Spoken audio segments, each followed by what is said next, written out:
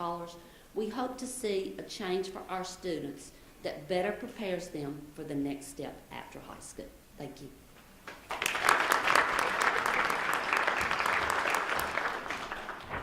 It's now my pleasure to call to the podium Martha Cook, who's Vice Chair of the Public Education Forum and also Vice President of School Book Supply Company of Mississippi.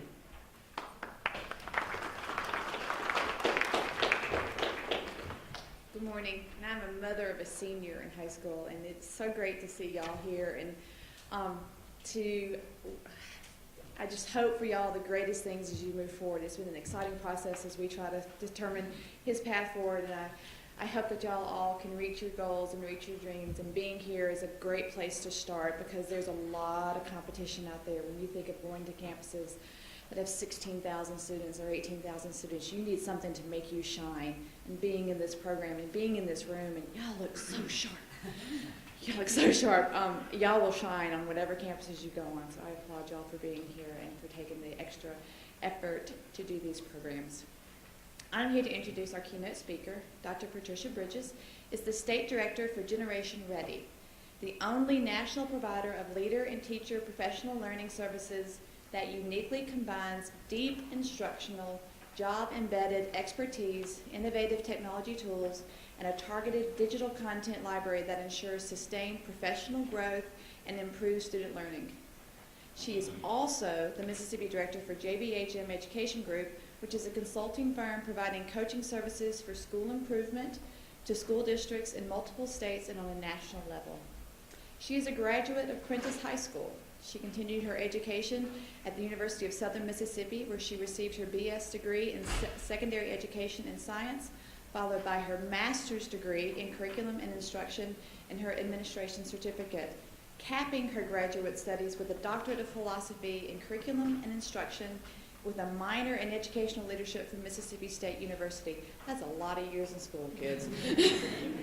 A former classroom teacher, she has been a specialist in assessment, instruction, professional development, teacher mentoring, working for the Lamar County and the Petal School Districts, as well as Writing Thinking Institute and Program for Research and Evaluation for Public Schools at Mississippi State University. Please join me in welcoming Ms. Dr. Tricia Bridges.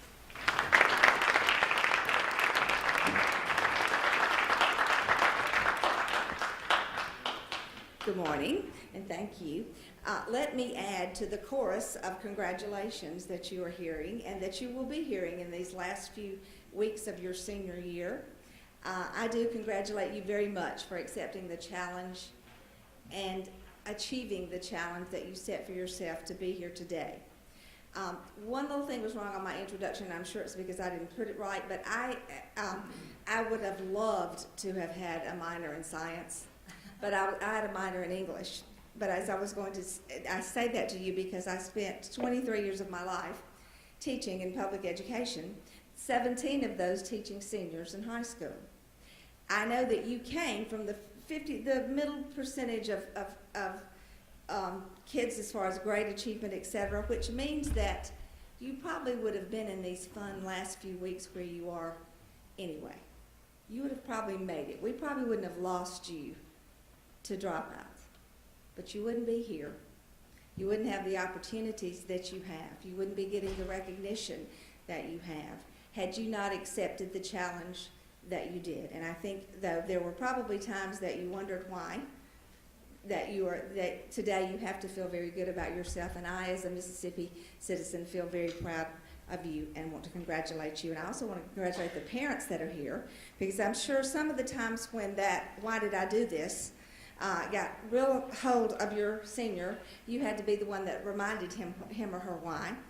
And congratulations to you educators. I see superintendents here, I see principals here, I see counselors here that I know, and there are probably some teachers here as well, because I also know from having been in that role that you too accept that challenge of continuing these kids on the roads that they choose when they begin to doubt sometime. And so you offer them that support. So congratulations to all of you involved. And from this group sitting in this room, we are going to talk about the theme, and you are going to help us build in our state not just a more solid workforce, but based on our theme today, an incredible workforce in the state. You've already heard a couple of people, including Ms. Massey, talk to you about why we need an incredible workforce. I'm not sure that you, at your age, can appreciate what those of us who either have some gray hair or less hair than we had before, or we all know, or those of us who have a good hairdresser who can cover it up for us. I don't know if you can appreciate the impact of what they said to you, that our state has moved from needing low-skilled workers primarily for the jobs that we offer to needing those middle skills and even higher skills. That is an achievement for the state, and it's wonderful to know that even though I'm in my older years, and that is happening in our state, and it offers us the opportunities for you and for your senior and for our Jean and my grandsons who are very close in age and ingenious ability there with their iPads. So I'm very pleased about that. It's great to know that, but it also means that we need that incredible workforce, not to just continue those jobs, needing those jobs at that level. But I don't know about you, but I'd like to see in my lifetime expanded to where the most jobs that we need in this state are those that require some very high and advanced skills rather than just a few. You've already been reminded about all the things that you've done, that the courses that you've had to take and the requirements that you've had to meet. So today I'm going to talk to you a little bit, very shortly, about what makes an incredible worker. And you know, I bet that point of view of what's an incredible worker is very different for those of us that are in this room based on the roles we play. It might be different for you as a worker, as a high school student who may have been a part-time worker or may have had a full-time job at times or moving on to a full-time job, preparing yourself for that. An incredible worker may be a little bit different in the point of view from the immediate supervisor of those workers. And it may be even more different from the manager of the company and the owner of the company. And I bet you it's very different at times for all of us as a consumer. So I want you to keep that idea of point of view. And I know you've had that before, being a former senior English teacher. You've talked about point of view. So I want you to think about that point of view as we briefly think about some of the things that, combined with all of your skills, make you become a part of an incredible workforce and be an incredible worker yourself. When I started thinking about this challenge to talk with you about being an incredible worker, with somebody who's had that many courses and that much education and being an English teacher too, I went to do a little bit of research about just what makes incredible workers. And I found again and reacquainted myself with the SCANS report. That was a report that came out in 1991, and it was first published. It was actually compiled by the National Secretary of Labor, and it was a report that was to determine exactly the skills that workers needed to be successful in the workforce, thinking about the 21st century at that time. It was a report that was given to employers, employees, etc., but it also had a big impact on education, because the report itself was commissioned to help us in schools know exactly what we needed to do, how we needed to change courses, how we needed to change the way we taught, requirements, etc., so that you would become, when you left high school, you would be just as we've talked about now, you would be prepared to go on to post-secondary work and to enter a workforce where you were an incredible worker. Now you can imagine, because I don't think anybody realized really what the 21st century was going to look like in the first decade of it when we first were doing all those things to prepare for it. So you can imagine that some of those skills, the needs for those skills have been altered, and there have been some additions based on that report. One of the first ones, of course, is technology skills. SCANS listed at that time and has added to it that we need workers. To be an incredible worker, you have to work comfortably with a variety of technology skills and technology tools.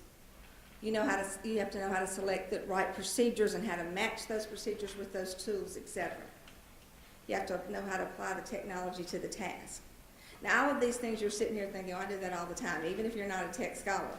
For some of us, that took some education after getting out of the even more than post-secondary work, because of the age of all the technology coming in, and we were a little bit slower to learn than you were, at least I was. I think the one that hit home the most for me as I was working on this and talking about this with my family was that one of the skills to be an incredible worker in our workforce today is to be able to troubleshoot when minor and sometimes more than minor problems arise with technology. That hit home with me because that's a joke at my house. We have two people who learned this in later years, and my husband has a very good friend who has an IT person, and I think he has his name on speed dial because he'll just say, this something's not right. So we obviously wouldn't have met those skills to be an incredible worker in this time. You know all the courses that you've taken, the more advanced courses in English, the more advanced courses in math, and Jean's talked with you about why that's so important. As you've embraced this challenge to take all these more strenuous classes, you've helped to prepare yourself. But I want to pull a few of those skills that SCAN's listed involving some of the coursework that you took to talk about how it moves to being incredible with what you need to know. One of the things that SCAN's told us, and one of the things that's still evident in additional reports, is we need workers who can communicate, who can organize their ideas, who can speak, who can write well, who can communicate with others with whom they work, and often with others outside of their particular field of work. Now, you're thinking to yourself sitting there, this woman is a former English teacher, and she is going to talk to me about being correct in writing. And you're right, that's a part of what we think about all of the time. But when you think about correctness and about how important it is to be able to communicate, one of the reasons to be able to communicate effectively and to know when it's important to communicate well and have that area of effectiveness is because often you're being judged by the general public on how well you can speak and knowing how to speak correctly and how to write correctly. It's not just us English teachers. I thought about saying, I'm sure all of you are on Facebook who get all these little posts about horrible things that are written here. Can you believe so-and-so wrote this? But then I realized you probably don't get those. Probably the only reason I get them on my Facebook page is because I'm a former English teacher. And it's probably former students who are sending it to me thinking that I was just like that. I read one just recently about a student who had really posted a tirade, a note on his senior English teacher's door about how horrible a teacher he or she was, that he or she didn't motivate him or whatever. And the senior English teacher just took it and marked all their errors in red ink and put it back up.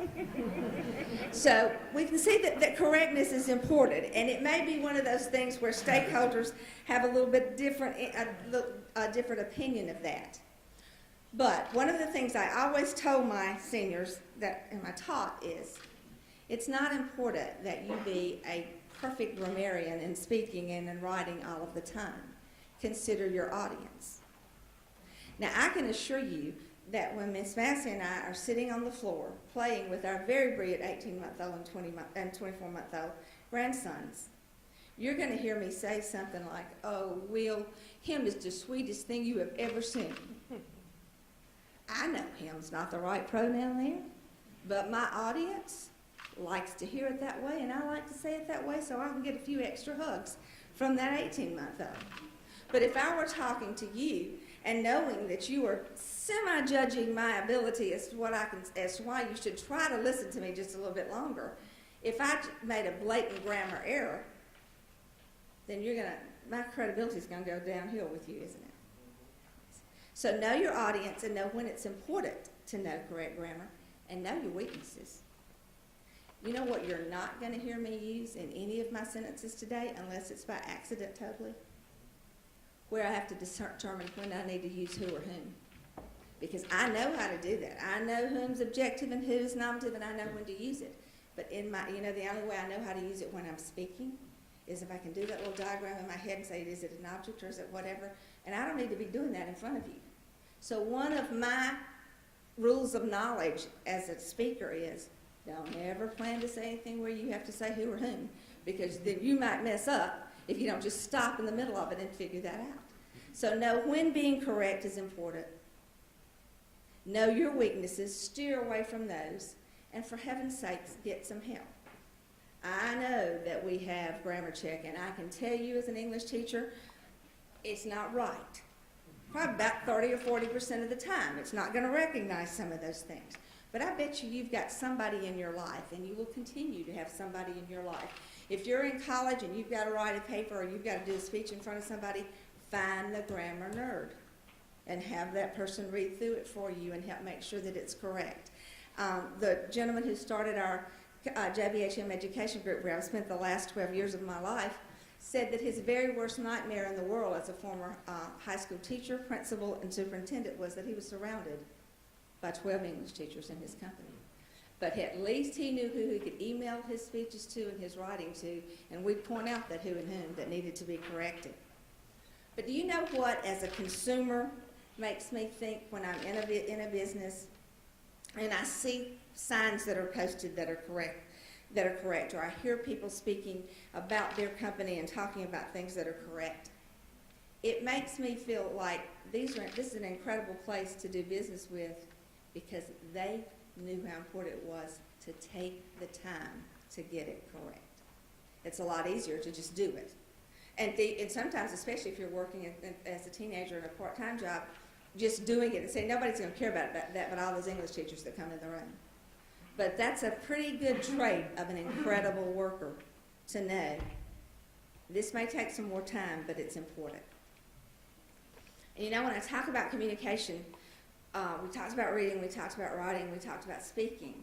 But another very big part of a communication skill is listening.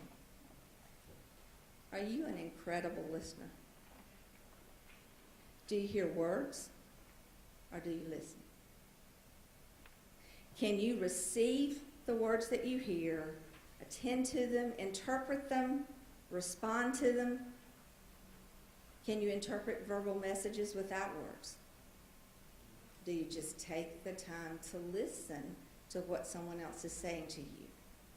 Especially when we're talking about your being on your job and being in the workforce. Notice that a part of listening is not just responding to words that you hear, but responding to other cues. I want to tell you just a little story that happened to me actually just last week.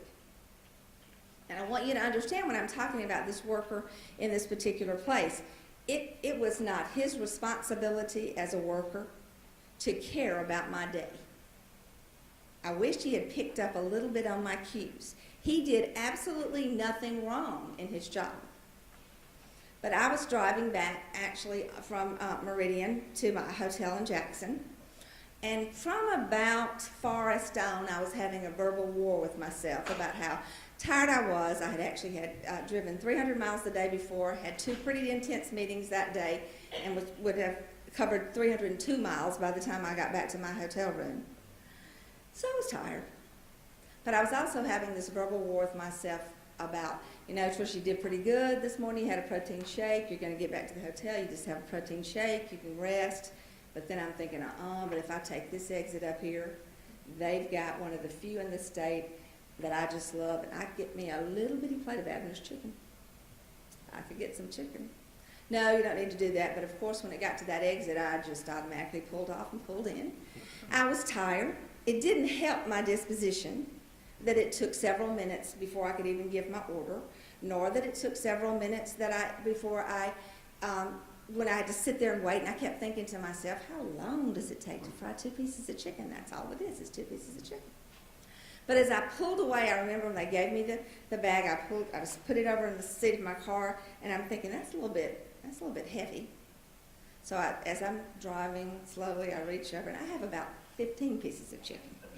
And I realized that's probably why it took so long. But there's probably somebody either in front of me or behind me in that line that is not very happy when they get my 2 pieces of chicken. So I'm verbally talking to myself. I probably drive too much and do this too much, but I'm saying, Tricia, if you could they can't give it back. They can't give it to anybody else. You could just drive to the hotel, call them and tell them not to go get dinner, and they would just love you because you have all this chicken.